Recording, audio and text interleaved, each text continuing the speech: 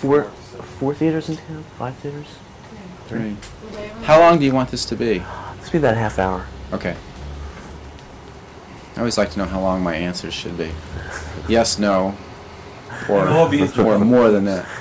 Oh, really? Yeah. Oh, okay. 10 after 3. Actually, Rosa, let's just straighten this shirt out. May I?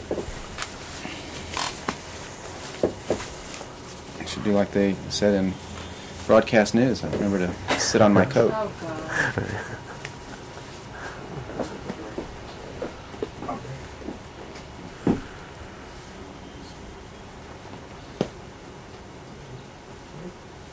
Ready, Mark?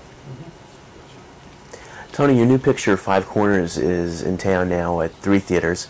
It's a very kind of a daring feature film. It's the kind of picture I don't think that a major studio would have made. I don't think they would have. I think it would have been turned down by everybody, but My Bodyguard was turned down by everybody too, so I'm sort of used to it. Did the project actually happen rather quickly from the time that you read the script? Well, it happened. I read the script and called up and wrote a check and optioned it virtually overnight. After that, it took about a year to get the movie started. Which is even, I guess, in this day and age. It's sort of it's sort of in the middle lane. It's not in the fast lane. This is a Handmaid's first American picture. Right. It's it'll be their first American release and the first one they financed. How, in working with them, I mean, they're in London. I don't know if they have that strong of a presence here in the States, but did you have that much, supervision from them, or? No, I would say The Handmaid was pretty much long distance geographically as well as practically speaking for most of the film until we finished shooting, and then they had their comments about the cut. But it was pretty much a hands-off operation once we got started. What initially appealed to you about the material? Well, virtually all the films that I've developed and produced and directed have been original screenplays. I've never made a movie from a play or a book. And so I'm always on the lookout for the same things in all screenplays. Originality, uniqueness, or sort of boldness. I like scripts that are not like other movies that I've seen. Or scripts that I've read. I like films that are not derivative and that are personally informed, either by the writer's tastes or experiences. So, what appealed to me about Five Corners was what appeals to me about every script, from The Sting to My Bodyguard, which is it's fresh, it's special, it's new, it's unique, it's not like other movies, and that's what I look for. There was something else about the film that's really striking, is that the picture, I understand, was done for a relatively low budget. About as cheap as you can make a movie these days, I guess. In the mainstream of everybody gets paid and you buy the stock and you rent the equipment. Yeah. At the same time, you weren't like off in the woods in some cabin with everyone. You were on the streets. Yeah, it was union crew. It was made in that sense like any other like a $20 million movie. It was populated with Screen Actors Guild members and NABIT crew members, and catered by a real catering company, and it's a real movie, but it only cost $5 million, largely because Forrest Murray, our producer, and myself said we'd make it for $5 million. We'd like to feel that we'd do what we say we're going to do. I mean, in addition to shooting on the streets of New York, and it's also a period film. It's set in 1964. Very tough. Yeah, it's a New York movie, all on location. 1964, and a lot of nights, and a very large speaking cast. So all of those were major challenges to bring it in on budget. I mean, in a situation like that, where the pressures are perhaps more than if it was I would assume if it was a $10 million film, I mean, how do you keep it from getting crazy? Well, the only way to keep a movie from getting crazy is to not be crazy when you start it. And not to be a crazy person, I like to think of myself, at the very least, as a very professional and responsible filmmaker. If I say I'm going to make a movie for a certain price, which is basically what I say when I go into business with anybody, I make that movie at that price. I make the same movie that we all started to make. You know, it's the same script we all started with. And it's the money we said we'd make it for. How do you go about creating an atmosphere for the actors to really do their thing? And this certainly is an ensemble kind of an acting cast here. The only way to create an atmosphere, well, you don't have to create much of an atmosphere, because all you have to do is prevent it from becoming the wrong atmosphere. It's not that you have to create something that wouldn't otherwise exist. It's that you have to avoid letting it devolve into something that shouldn't be, which is to say, it's easy to have a happy set. It's easy to have actors who are welcomed to be creative. It's easy to have a crew that is contributing to the spirit of the film and not just doing their job, because that's what everybody wants and that's what everybody gravitates toward. It's when you start impeding that sort of atmosphere, or you start imposing an ego on it, that things go wrong. And so in effect it's really letting it happen as opposed to making it happen. In terms of rehearsal, and how much rehearsal do you do? You kind of let it happen while you're shooting? Yeah, I don't like to rehearse, mainly because I really can't get much out of it. The idea of rehearsing a scene that, let's say, 2 or 3 people are going to play on an empty stage or on an empty set is just too difficult for me. Until you see what the set looks like, until an actor sees that, gee, look at all these things I have to play with, the set designer or the prop master or the director or whoever thought of to put on this set, it's pretty hard to rehearse it, because that rehearsal that you might have undergone when you're working in an empty room sort of goes out the window when you get on the set and find out that there's a table and chairs where you didn't think there was going to be one, or nothing where you thought something was going to be. So I like to rehearse on the set with the actors under the sort of battle conditions of the reality of what's happening. Do you find that the actors respond better to that, or? For the most part, actors do. Some actors feel that they need and want rehearsal time. I haven't come up against a situation where an actor so needed pre-shooting rehearsal that I felt they or the movie or their performance suffered from not having it. Maybe someday I'll do a movie in which somebody says, I just can't go to work without a week's rehearsal, and so we'll find a way around. Basically, directing for me is solving the problems that you're presented with. It may be an actor's problem, might be a location problem, and it might be you get up in the morning and you've got a weather problem. None of these things are insurmountable, and they're all going to happen. So I don't have a method. My method is to do what's best for the actors.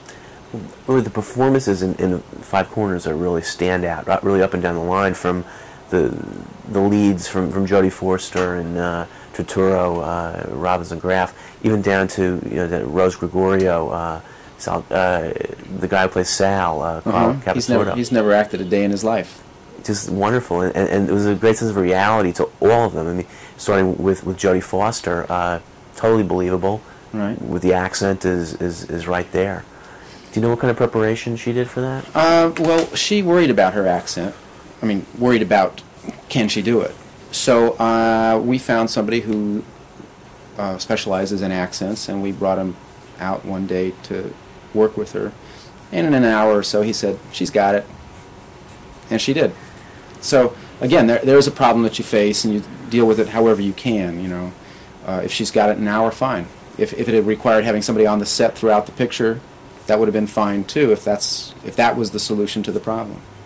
Another real interesting performance from Gregory Rozakis, plays one of the detectives. Yes. Very kind of quirky, offbeat kind of performance. Yeah, Gregory's performance for me was the first few days that we shot was the detectives, a lot of the detective stuff, and in a sense, I worried more about that than anything else in the movie, because it in a sense set the tone for the other performances. It walked a tight wire between, I wondered, is it too much, is it too far out, and so on. So Gregory didn't know it, but he was a sort of trial horse for this, the tone of the picture. didn't realize he was one of the kids from America, America. He was the star of America, his America. Yeah. Yeah.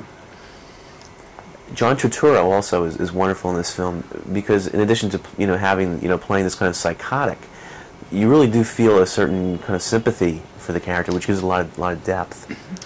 Yeah, Turturro's character Hines in the movie is a pretty amazingly violent and simmering personality, and in a way, if you look at the picture cynically, you might say, well, this guy has no redeeming values, like he's a psychopath. But John brought to it, and within the way the script is written, there's the room to bring to it a humanity that most bad guys in the movies don't exhibit. And that's based on, among other things, the notion that the prisons of this country are filled with terrible guys, right? I mean, they've done terrible things. But outside that prison, there's somebody who they love. There's a wife somewhere or kids somewhere. And there's, outside that prison, there's somebody who loves them, who sees in them something that the judge and jury will never see, a humanity, a compassion, a feeling, something. They're not just murderers, they're not just bad guys. So Turturro's character, I'm happy to say, reflects that philosophy of mine anyway, which is that, every bum on the street, every bad guy in prison was somebody's little boy. There's an interesting balance in the film too, between the drama and some of the humor that's provided by Elizabeth Berridge and Capitordo. How do you, in terms of those, it would seem to be those would be characters that it might be easy to slip into caricature. That was a big challenge, to balance the humor and the pathos and the shocking aspects of the film. Again, it's sort of reflective of my view of life, which is that the most horrible moments have their humorous asides, and the most funny moments have their touching asides in real life. Nothing is always straight. Not so black and white as we've seen in so many films. The elevator sequence, which is a real kind of a thrill scene, I would think in terms of shooting that would really have to be storyboarded and really logistically kind of planned out like that. The elevator sequence was a sequence in the script that I didn't feel could be shot. I mean, it had to be, but I didn't know how it could be. First of all, it was scripted in a different way than it plays in the movie. But ultimately, the idea of the scene, which is some people had to get on top of an elevator and ride it, somebody had to get off and become endangered, was what we carried out throughout the shooting of it. But we sort of had to make it up in its detail as we went along, because you just simply can't control the situation the way you want to as a filmmaker. So it couldn't be storyboarded, and it wasn't. Basically, it was invented out of the scene that was originally written. It was very tough to shoot. You had to have 3 elevators rising and falling in unison, controlled from the inside by somebody you couldn't see on the outside, populated by only a few people on the top who were in danger. And that was a real location? It was a real location, real elevators, real actors on top of the elevators. In shooting the picture, you actually doubled the Bronx in Astoria, Queens. How was the neighborhood? Cooperative?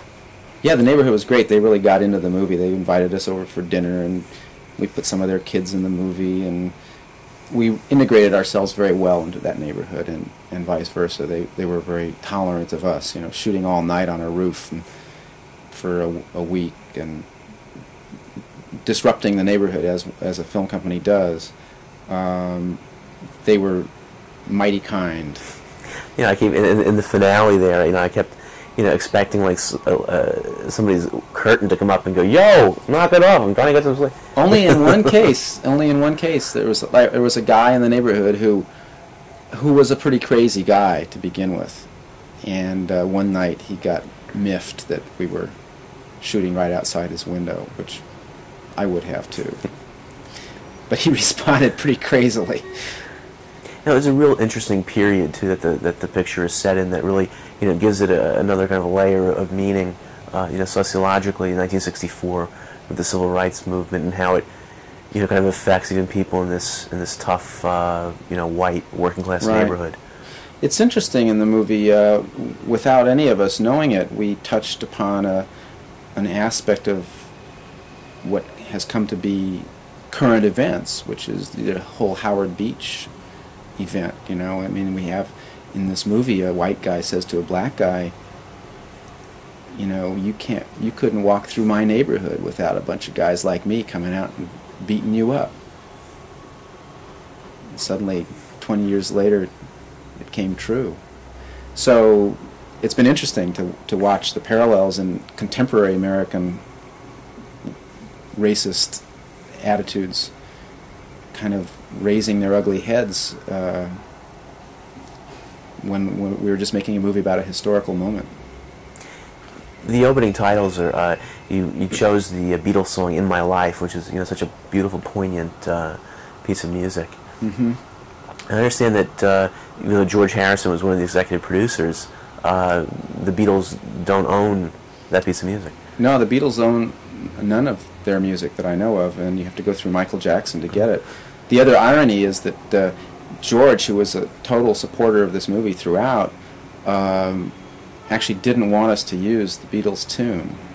He felt that it would appear to be self-serving and appear to be self-advertising, and he was real leery of using it. And I said, well, I think it really fits the film, and like the professional and generous executive producer that he is, he said, well, if you really believe that that's the right thing for the movie, fine. But ironically, many people may yet feel that it's George Harrison's, choice to use his tune, and in fact, it's over his objections that we used it. You've described Five Corners as a writer's film, which is very unusual in the business. Well, I feel that he deserved that credit. I mean, it's Shanley's first screenplay.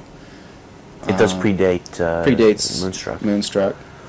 It's the first movie that he ever had anything to do with, and I felt like he was owed the tip of the hat that most writers don't get. Again, as I said, I've dealt exclusively with original screenplays in my filmmaking career, and original screenplays, and writers often get buried under the credits of their director or their stars.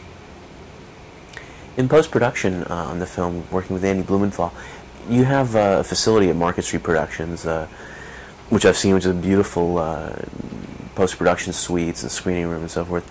How do you work together with Andy? Well, Andy Blumenthal has been working on one film or the other of mine since the first film that I directed, which was a short film, and Andy was the assistant editor on it. And what film was that? It's a little movie called The Ransom of Red Chief. Oh, the O. Henry. The O. Henry story. I did a half-hour film. It was my first directing job. And so Andy's worked on one or the other of each of the films that I've done as an assistant editor, and I felt that it was time for him to be the chief on Five Corners, so he was the editor, and very happily so. He's just got good taste, which is what an editor really represents. I mean, you don't have to obviously look over his shoulder. No, I don't want to look over I don't want to look over anybody's shoulder. I want everybody to do their job so perfectly that they think of things that I could never have thought of. And on the music, you chose James Newton Howard. Yeah, that was beautiful score. James was George Harrison's suggestion. Again, not a demand like this is the guy you got to use, but George and his pal Ray Cooper, who works at Handmade in London, who is a musician, a great musician himself. Drummer, isn't he? A percussionist? He's a percussionist. When it came time to think about doing the score, they said, I said, I've got some people in mind. What you guys have anybody in mind? Not a bad question to ask Ray Cooper and George Harrison. And they said, yeah, there's a guy that, you know, is just starting out. He's only done one score, I think. And maybe you ought to check him out. So I did, and I liked him, and I thought, why not? And I was very happy with what he did for the movie. He did exactly what I had hoped for, which is I wanted a real movie score. I didn't want a nostalgia score. You know, and there's only 2 or 3 pieces of music in the movie that are period music. Which are very integral to the right. storyline. They comment on the movie actually a little bit. And I wanted something that really made it a real movie. And I'm really pleased with his score. Tony, on Ransom of Red Chief, where was that aired or screened? Red Chief, I was hired by a company called, what was the name of it? I can't remember the name of the company right now. It was an educational film company. And they said, you know, we'd like you to do a movie. We hear you want to direct. We'd like you to direct a movie for us.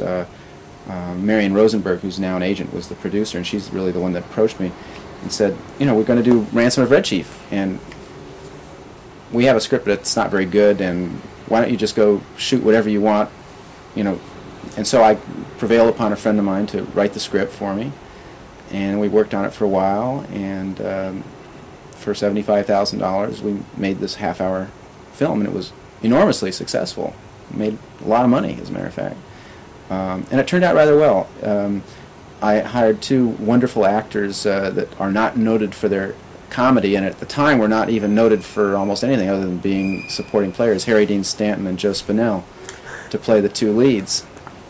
And they turned out to be terrific comedy performers. They're real good in it, and it's a nice little movie. Is that available on video or as part of the package? I don't know. It's probably out there That'd be great to see. in video limbo somewhere. Yeah, I can imagine Joe Spinell playing, I assume he was one of the kidnappers. Yeah, greasy kidnapper, turn of the century. Great. Yeah, they're both good.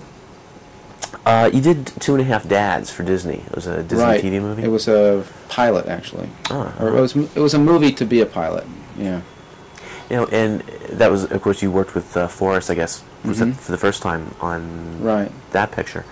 In terms of, you know, directing for television, what kind of pressures did you face? Television, I think I've done a good job on the 3 or 4 things I've done for television. The people that have asked me to do it have been very pleased with what I've done. But my method of working is hard for them to take, which is to say it's not formulaic, it's improvisational to a certain degree, and it's not standard television stuff.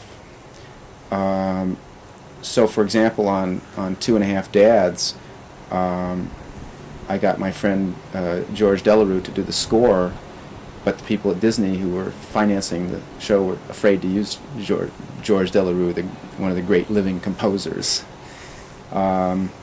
So my style is not, I'm not real comfortable doing television. I'm comfortable doing it the way it needs to be done, which is fast and on schedule and on budget. But I'm a little too loose for what they are used to. You also directed a fairy tale theater. Yeah, I did a fairy tale theater. Which one was that? The Princess and the Pea. I did with Liza Minnelli and Tom Conti and Tim Kazurinsky.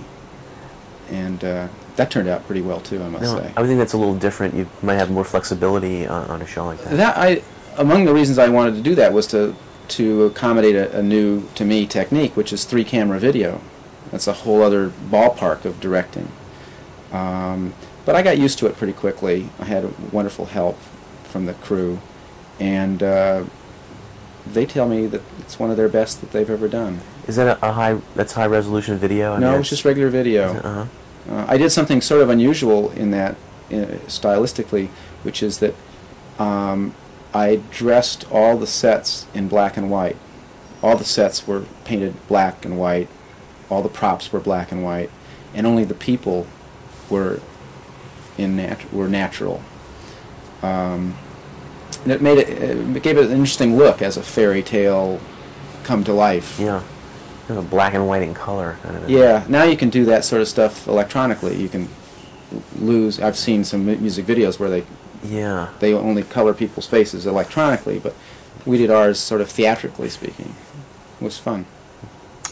You mentioned the last time we spoke that on the picture Castle Keep that you acted in, that it was one of the best filmmaking experiences for you, one of the most poignant. Why was that?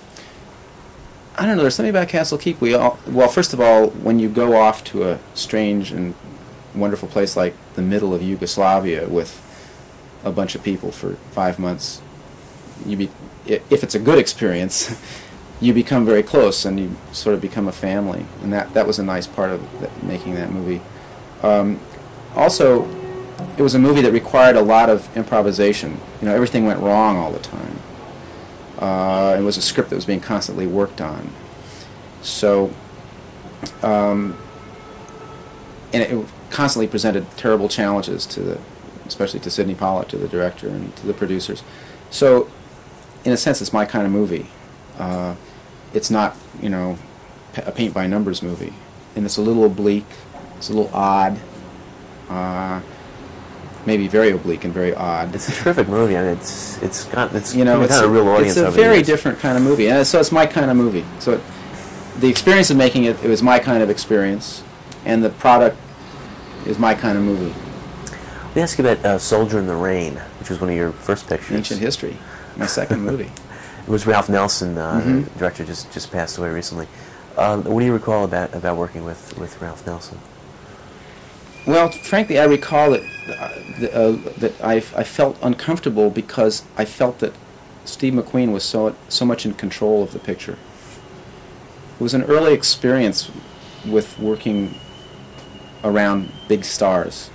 My first movie with Frank Sinatra, I was inexperienced enough that I probably didn't notice as much as I should notice, and I was protected enough by Bud Yorkin and Norman Lear that whatever power plays or whatever disagreements or whatever battles were fought between them and the star, if any, were outside of my purview. They were somewhere else. I never encountered it. But on my second movie, I learned what it's like to be on the set during those encounters, and Ralph Nelson, was like being pushed around a lot by Steve McQueen. Just by virtue of McQueen's newfound stardom. He had just become a big star off of the John Sturges picture, and maybe one or two others, but it was an early stardom for him. Yeah. And sort of typical, what happens to, I watched it happen over the next 25 years, which is, early stardom is a horrible thing. Yes, particularly someone, with the background that Steve McQueen had. Yeah, a lot of people come to stardom too soon in their lives, and they're just simply young. Other people come to it with a lot of bad baggage, which they start unloading on undeserving people. And then a few people really work for it and wait a long time for it, and it sits rather well with them. But on that picture, he was really in control. And so I remember, it was one of the first and only pictures I've been associated with where you had actors who hated each other who had to work together. Steve McQueen and Jackie Gleason. Really? They didn't get along? This was my next question. They didn't get along at all, ultimately, soon, after, because it was that problem that is not uncommon where a star will say, well, don't call me until you're ready to shoot. Well, that's fine if you only have one star, but if you have two stars, one of whom has been in the business for a long time and gets wind of that, then he says, well, don't call me until Mr. McQueen is on the set. And it's like this Mexican standoff.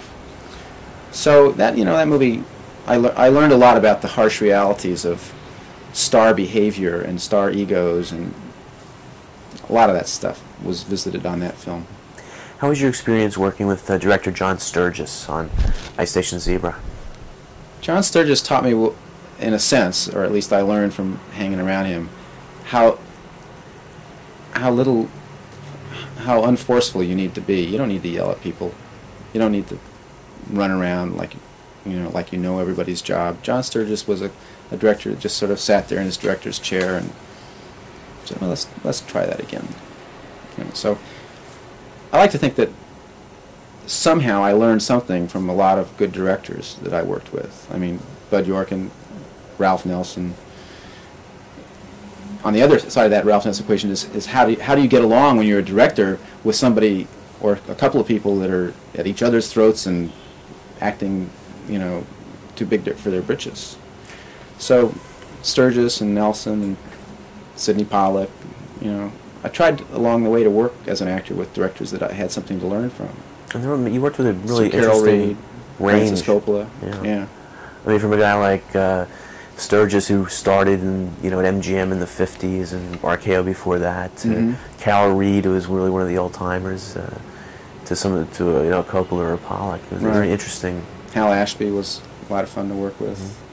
And you're still acting occasionally. We saw you in Less Than Zero, playing the dad. Yeah, Marek Kanievska was a guy who, like, you know, there's something to be learned from anybody that you work with, even if it's like, in some cases, I'll never be like that. You know, I mean, I worked with a few people in television over the years that, you know, are reminders of what you never want to do as a director. You know, so it was really fun seeing you in Pee-wee's Big Adventure.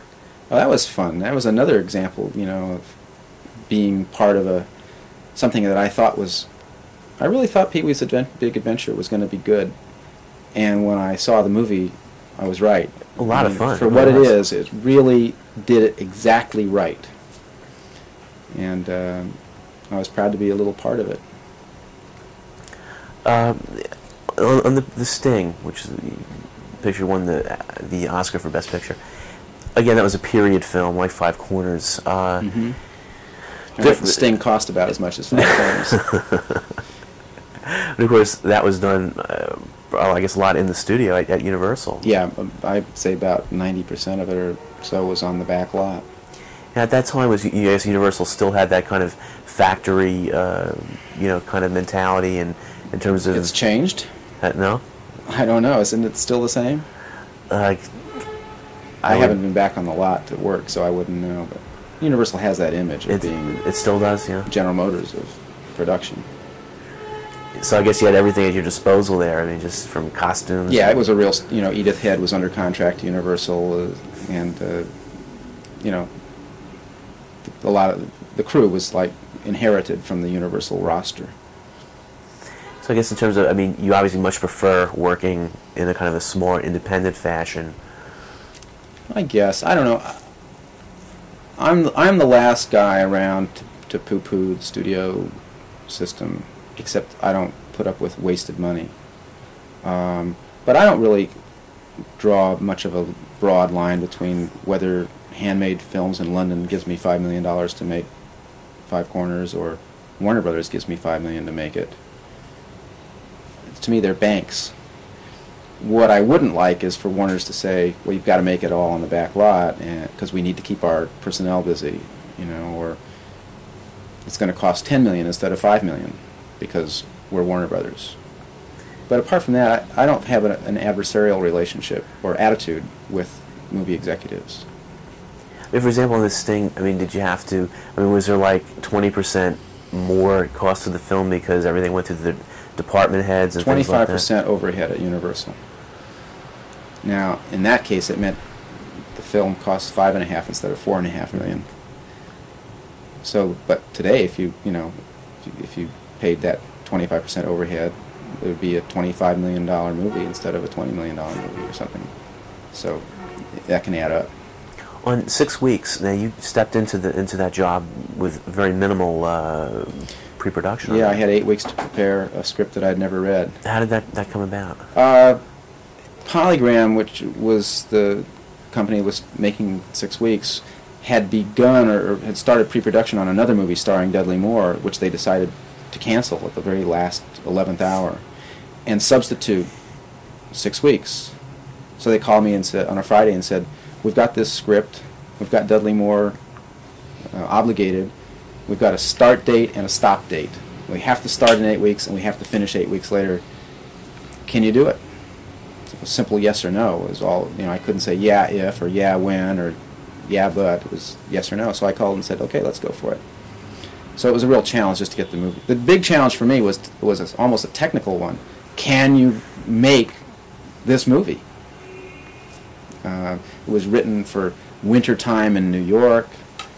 A lot of technical problems that had to be changed and overcome. And you did do a week shooting, a week's worth of shooting on 6 weeks here in Yeah, New we York. ended up doing a week here and the rest of it back in L.A. That was an IA picture, though, right? Yep. And Five Corners was a NABIT Mhm. picture. What kind of difference did you see?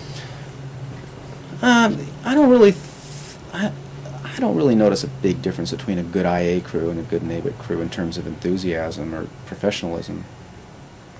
It's just cheaper to do it NABIT. If you hire good people, they're good people. It doesn't matter what the card in their wallet says. That hasn't been a big issue for me either. Have you ever been approached to do a sequel to My Bodyguard? Yes, in a sense, Fox, who distributed My Bodyguard, had the right, as did the Simon Company, to do a sequel if they wanted and to offer it to me first. So they developed not a sequel but a pilot for TV series, which they were obliged to offer me, but I turned it down. It wasn't right. Because the inevitable, Five Corners goes out and makes $100 million. Sequel to Five Corners. Well, if Five Corners warrants a sequel, I would be interested in doing a sequel to Five Corners, because I have in mind what I would like it to be. It would be an interesting movie. Well, great. We really highly recommend the film and wish it and you great success with it. Thanks. I Okay. hope you're present. Everyone would go out there and see the picture. Great. Okay. Well, you ruined my thoughts on Soldier in the Ring now. Well, I can talk about it. Everybody's dead. Right. Were they trying to turn you into like a Jerry Lewis character back then? No, You but that were- part was sort of a goofball. Because it's hard when I remember I just rented it recently. It's hard to remember you doing comedy. I always look at you as a It was serious pretty broad. actor. Yeah. I look at it and think of Jerry Lewis, too. It's funny you mention that. It's that picture, especially after Come Blow Your Horn. It's so. The character is so different. That was William Goldman's first novel, Yeah. but he didn't write the script. Although it's Probably interesting just as well. because that character, there are some kind of similarities to the character in You're a Big Boy Now. Just in being more kind of. Yeah, maybe so. Well, good luck. Great. Thank you very much. Thank you. Boris will be here soon. He said to say hello. Yep. Oh, Good to see you. You want me to put in the car, Tony? Yeah. We have some nice clips to.